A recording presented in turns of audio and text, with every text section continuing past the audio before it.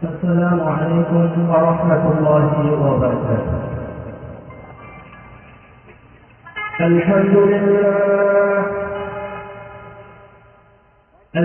لله نحمده ونستعينه ونستغفره ونؤمن به ونتوكل عليه ونعوذ بالله من شرور أنفسنا ومن سيئات أعمالنا من يهده الله فلا مضل له ومن يضلله فلا هادي له ونشهد أن لا إله إلا الله وحده لا شريك له ونشهد أن سيدنا وسندنا وحبيبنا وحبيب قلوبنا وأولانا ومولانا محمدا عبده ورسوله الذي أرسله إلى الخلق بشيرا ونذيرا وداعيا إلى الله بإذنه وسراجا وقمرا منيرا أما بعد فأعوذ بالله من الشيطان الرجيم بسم الله الرحمن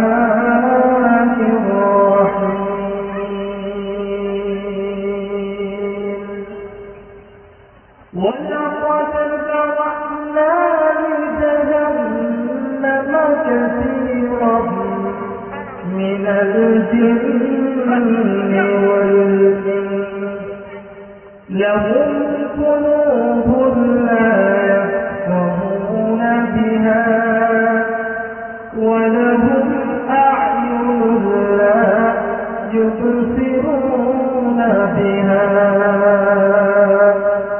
ولهم آذان لا يسمعون بها أولئك كالأنعام بل هم أضل أولئك هم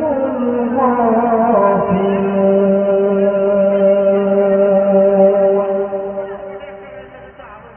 وقال النبي صلى الله عليه وسلم الصلوات الخمس والجمعة إلى الجمعة ورمضان إلى رمضان مكفرات لما بينهن إذا اجتنبت الكبائر أو كما قال عليه الصلاة والسلام.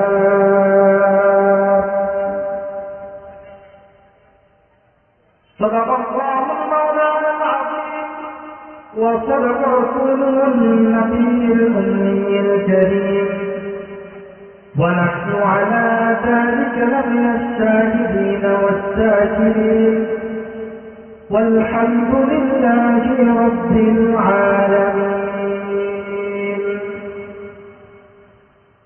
আমরা সর্বপ্রথম সেই মহান রব্বুল আলামিনের দরবারে শুকরিয়া জ্ঞাপন করি যে মহান রব্বুল আলামিন আমাদেরকে উত্তম একটা মজলিস, কোরআনের বাগান, কোরআনের মাহফিলের মধ্যে আসার এবং বসার তৌফিক দান করছেন।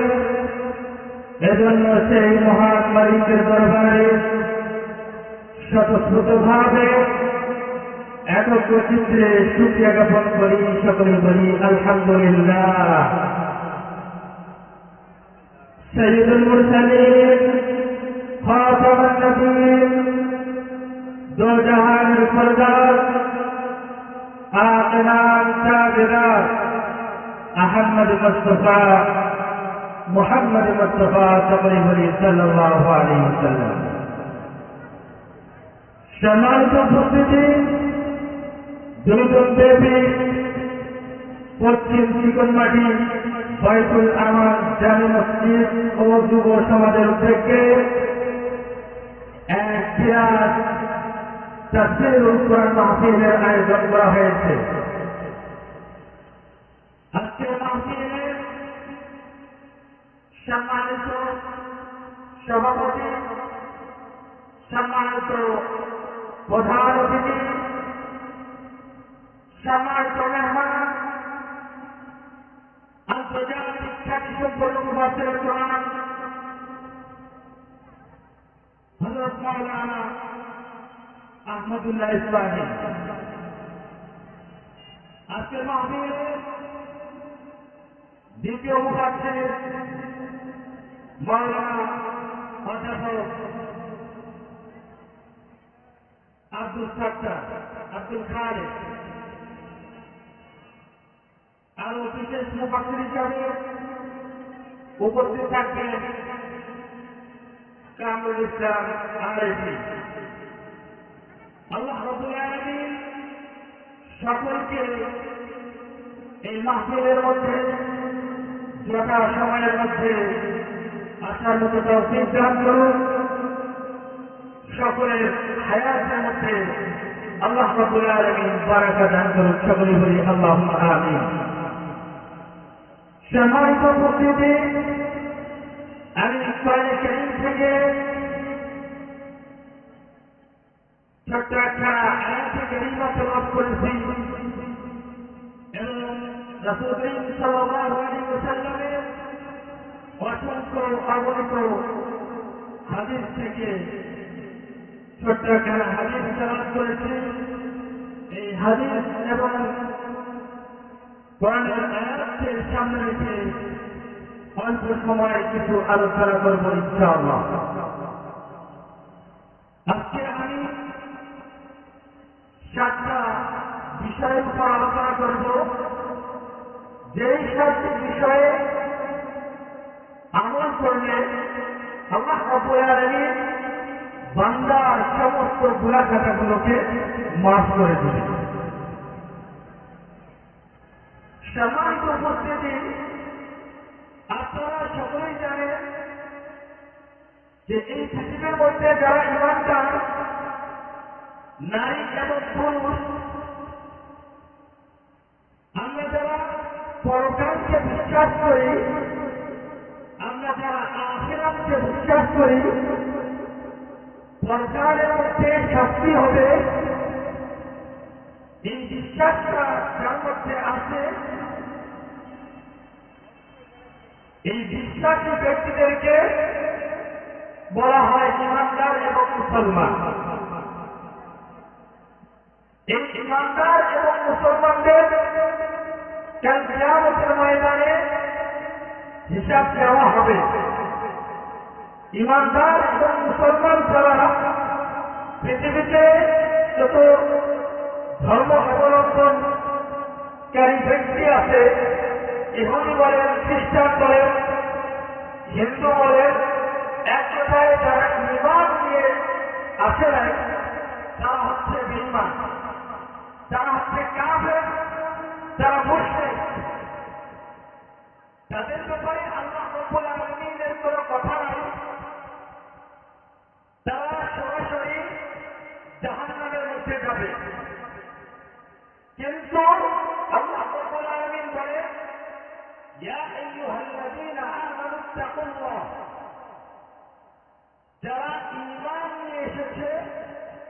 শুধুমাত্র কেবলমাত্র তারাই আল্লাহ রাব্বুল আলামিনকে ভয় করবে, কথা বলেন ঠিক কিনা?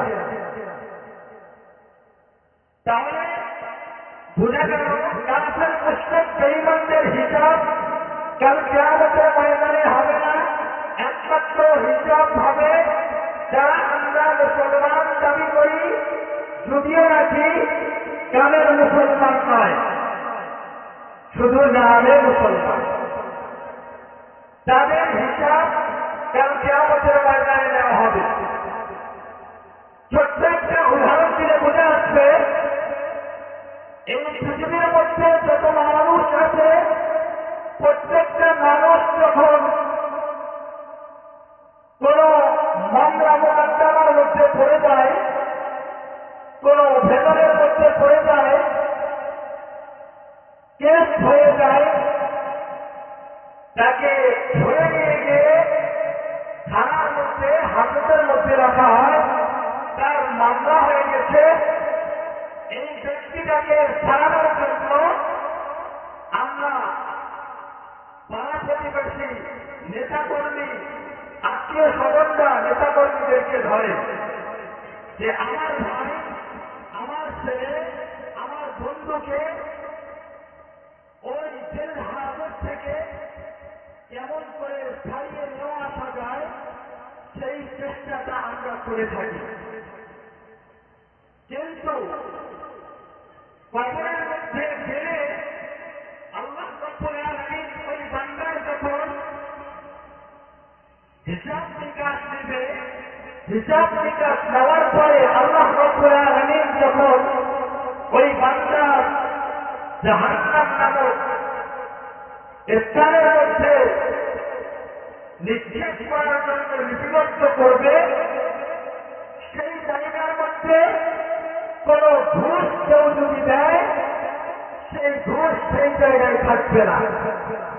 দুনিয়ার মধ্যে একজন মানুষকে চালিয়ে নিয়ে আসার জন্য কোর্টের মধ্যে যদি হাজার হাজার টাকা, লক্ষ লক্ষ টাকা দেওয়া হয়, সেই ফাঁসির ঝুলার ব্যক্তি এমন মামলা হয়ে গেছে যে তার ফাঁসি হয়ে যাবে, সেই মামলা থেকেও টাকা দিয়ে উদ্ধার করে নিয়ে আসা যায়, কথা বলেন ঠিক কিনা?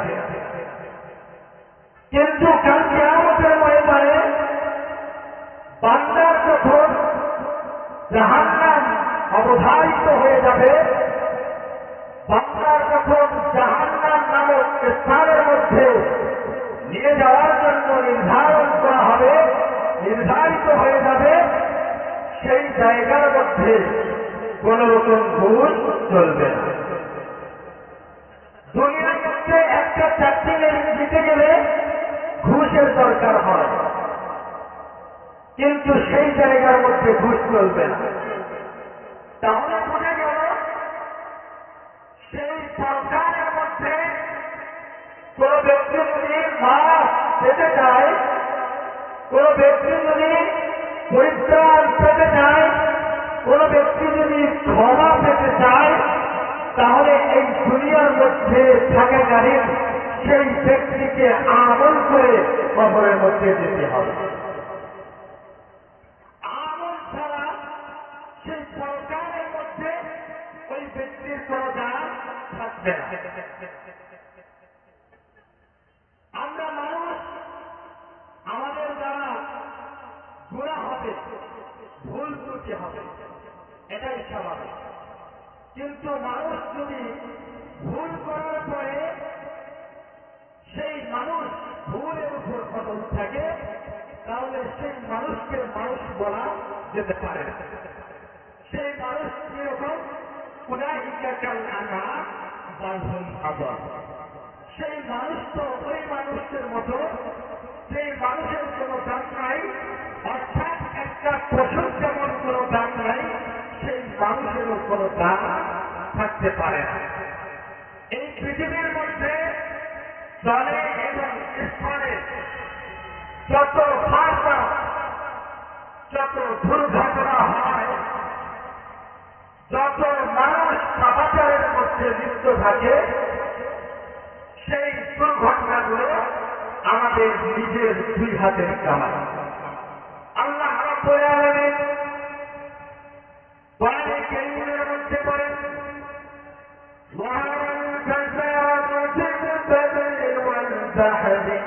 بما كسبت أيدي الناس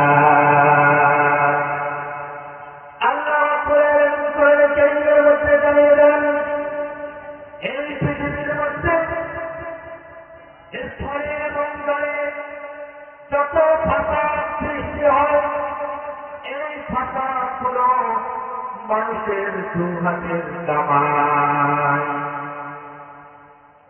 এই পৃথিবীর মধ্যে একজন মানুষ গুনাহ করার পরে সেই গুনাহের উপর যদি অটল না থেকে আল্লাহ রাব্বুল আলামিনের কাছে ক্ষমা চায়, তাহলে আল্লাহ রাব্বুল আলামিন ওই বান্দার গুনাহ খাতাগুলোকে ক্ষমা করে দিবে। আল্লাহ রাব্বুল আলামিন অন্য এক আয়াতের মধ্যে বলেন ولقد ذرأنا لجهنم كثيرا من الجن والإنس لهم قلوب لا يفقهون بها ولهم أعين لا يبصرون بها ولهم آذان لا يسمعون بها أولئك كالأنعام بل هم أضل أولئك هم الغافلون আল্লাহ রাব্বুল আলামিন জানিয়ে দেন এই পৃথিবীর মধ্যে আমি অনেক জিন জাতি এবং মানুষ জাতিদেরকে সৃষ্টি করেছি একমাত্র জাহান্নামের মধ্যে নিক্ষেপ করার জন্য। আল্লাহ রাব্বুল আলামিন বলেন লাহুম কুলুবুন লা ইয়াফকাহুনা বিহা, আমি মানুষদেরকে কলব দিয়েছি, সেই কলব দ্বারা যদি উপলব্ধি না করে কোনটা হালাল কোনটা হারাম, কোনটা জায়েজ কোনটা না জায়েজ, এই মানুষ যদি সেটা যাচাই বাছাই না করে, হালাল হারাম পার্থক্য না করে, কোনটা অন্যায় কোনটা অবিচার, কোনটা ভালো কাজ কোনটা মন্দ কাজ, এই পার্থক্য যদি মানুষ করতে না পারে, তাহলে ওই ব্যক্তির জন্য আল্লাহ রাব্বুল আলামিন কাল কিয়ামতের ময়দানে জাহান্নামের মধ্যে ওই ব্যক্তিদেরকে নিক্ষেপ করবে। নাউযুবিল্লাহ। ولهم آذان لا يسمعون بها আল্লাহ রাব্বুল আলামিন বলেন ولهم أعين لا يبصرون بها, আমি মানুষদেরকে চক্ষু দান করেছি, সেই চোখ দ্বারা মানুষরা যদি ভালো কিছু না দেখে, মানুষরা যদি আল্লাহ রাব্বুল আলামিনের কোরআনে কারীম দেখে দেখে তেলাওয়াত না করে, ভালো কিছু জিনিস যদি না দেখে, যদি ওই ব্যক্তি বেগানা নারীর দিকে তাকায়, খারাপ জিনিসের দিকে তাকায়, তাহলে আল্লাহ রাব্বুল আলামিন বলেন ওয়ালাহুম আ'য়ুনুন লা ইউবসিরুনা বিহা, যেই ব্যক্তিকে আমি আল্লাহ রাব্বুল আলামিন দুইটা চক্ষু দান করলাম ভালো কাজ করার জন্য, কিন্তু সে ভালো কাজ করলো না, ভালো জিনিস দেখলো না, ভালো জিনিস না দেখার কারণে তাকে জাহান্নামের মধ্যে নিক্ষেপ করা হবে।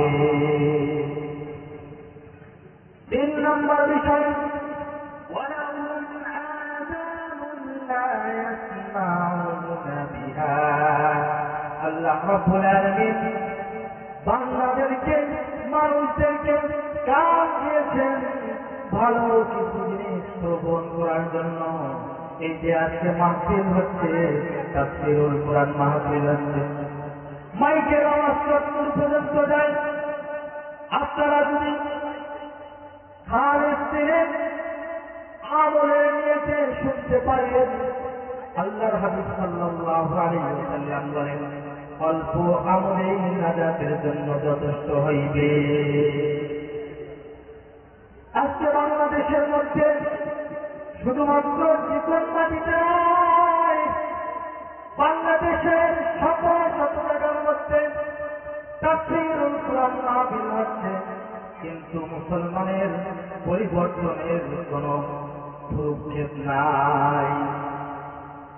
কোরআনের মাহফিল হয়, আমরা আলোচনা শুনি, হাদিসের আলোচনা শুনি, কিন্তু দেখা যায় আলোচনা শোনার পরে সেই আলোচনা শুনলাম, ওই আলোচনা মাহফিলের মধ্যেই রেখে যায়। বাড়ির মধ্যে যাওয়ার পরে আমাদের পরিবর্তনের কোনো ঘটনা ঘটে না। যখন বক্তারা বয়ান করে আজ থেকে কারা কারা নামাজ পড়বে, সবাই আমরা হাত তুলি, আজ থেকে সবাই নামাজ পড়ব, কিন্তু দেখা যায় মুসলমান ফজরের মধ্যে যখন বাড়ির মধ্যে গেলেন, বাড়ির মধ্যে যাওয়ার পরে ঘুমিয়ে গেলেন, ফজরের পরে নামাজের কোনো ভ্রুক্ষেপ নাই, নামাজ পড়ে না। এটা কেমন মুসলমান? এজন্য তো আল্লাহ রাব্বুল আলামিন বলেন, ওয়ালাহুম আযানুন লা ইয়াসমাউনা বিহা, মানুষদেরকে আমি আল্লাহ রাব্বুল আলামিন কান দিলাম ভালো কিছু শ্রবণ করার জন্য। সেই মানুষ এই পৃথিবীর মধ্যে ভালো কিছু শ্রবণ না করে গান বাজনা যেই জায়গায় হয় সেই জায়গায় বেশি বেশি করে মানুষ যায়। কথা বলেন ঠিক কিনা? আজকে কোরআনের মাহফিলগুলোতে মানুষের সমাগম কম হয়ে গেছে, কিন্তু এই চিকন মাটির মধ্যে আজকে এই মুহূর্তে যদি গানের আয়োজন করা হতো, তাহলে মাগরিবের পর থেকে দেখা যেত যে মানুষের কিরকম ঢল নেমে যায়, মেয়ে ছেলে উভয় মেলে ওই গানের মঞ্চের মধ্যে চলে আসে। তাহলে মুসলমান আল্লাহ রাব্বুল আলামিন যে মানুষদেরকে এই পৃথিবীর মধ্যে পাঠাইলেন একমাত্র তারই দাসত্ব এবং তারই গোলামি করার জন্য, কিন্তু মানুষ এই পৃথিবীর মধ্যে আসার পরে আল্লাহ রাব্বুল আলামিনকে ভুলে গিয়ে শয়তানের দাসত্ব এবং শয়তানের গোলামি করতেছে। কাল কিয়ামতের ময়দানে আল্লাহ রাব্বুল আলামিনের কাছে কোন ব্যক্তি এক যারা পরিমাণ গুনাহ যদি আল্লাহ রাব্বুল আলামিনের কাছে নিয়ে কোন ব্যক্তি যদি হাজির হয়, তাহলে আল্লাহ রাব্বুল আলামিন ওই ব্যক্তিকে ছাড় দিয়ে কথা বলবে না। কথা বলবেন, কথা বলেন ঠিক কিনা? আল্লাহ রাব্বুল আলামিন বলেন, فَمَن يَعْمَلْ مِثْقَالَ ذَرَّةٍ خَيْرًا يَرَهُ। কাল কিয়ামতের ময়দানে আল্লাহ রাব্বুল আলামিন বান্দার কিঞ্চিৎ পরিমাণ যদি ওই বান্দা গুনাহ করে থাকে, সেই কিঞ্চিৎ পরিমাণ গুনাহর বান্দাকে কাল কিয়ামতের ময়দানে হিসাব দিতে হবে।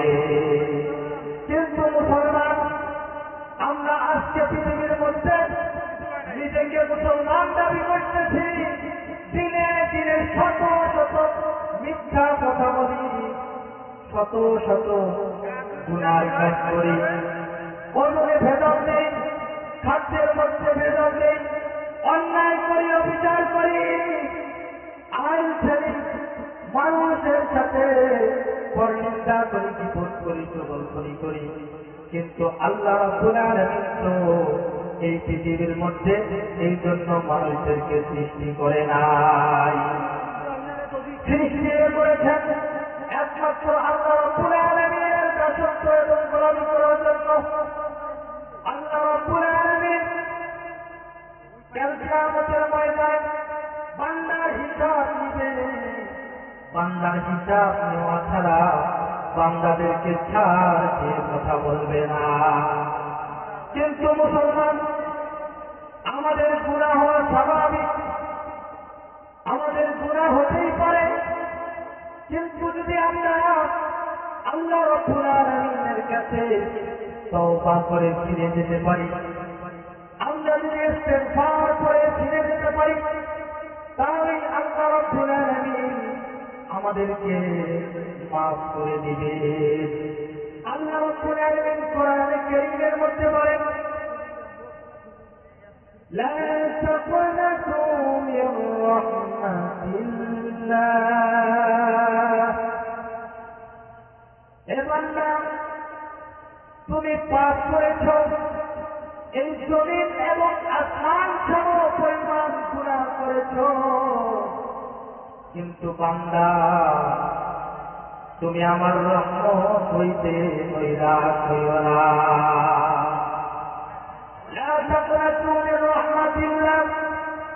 বান্দার গুনাহ হবে, এটাই স্বাভাবিক, কিন্তু বান্দা গুনার উপর অটল না থেকে আল্লাহ রাব্বুল আলামিনের কাছে তওবা করবে, ফিরে আসবে, এটাই তো ঈমানদার এবং মুসলমানের কাজ। আল্লাহ রাব্বুল আলামিন কোরআনে কারীমের মধ্যে বলেন, ইয়া আইয়ুহাল্লাযীনা আমানু তাকুল্লাহ হাক্কা তুকাতিহি ওয়া লা তামুতুন্না ইল্লা ওয়া আনতুম মুসলিমুন। হে মুসলমানরা, আল্লাহ রাব্বুল আলামিন বলেন, ইয়া আইয়ুহাল্লাযীনা আমানু তাকুল্লাহ। আল্লাহ রাব্বুল আলামিন এই জায়গার মধ্যে কোন মুশরিক বেঈমান কাফিরদেরকে বলে নাই, বলেছে একমাত্র মুসলমান যারা ঈমান নিয়ে এসেছে। ইয়া আইয়ুহাল্লাযীনা আমানু তাকুল্লাহ। হে বান্দা, যারা ঈমান নিয়ে এসেছো, আমানু তাকুল্লাহ। গুনাহ করার পরে গুনার মধ্যে অটল থাকিও না, আল্লাহ রাব্বুল আলামিনকে ভয় করো।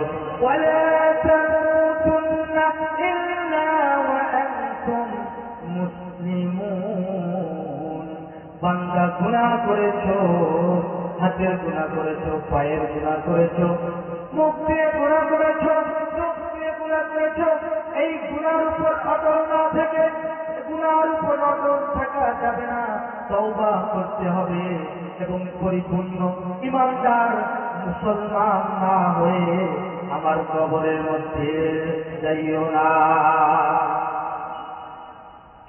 মুসলমান যদি গুনাহ করার পরে তওবা করে, আল্লাহ রাব্বুল আলামিন কোরআনে কারীমের মধ্যে বলেন, ইয়া আইয়ুহাল্লাযীনা আমানু তুবু ইলাল্লাহ, তুবু ইলাল্লাহি তাওবাতান নাসুহা।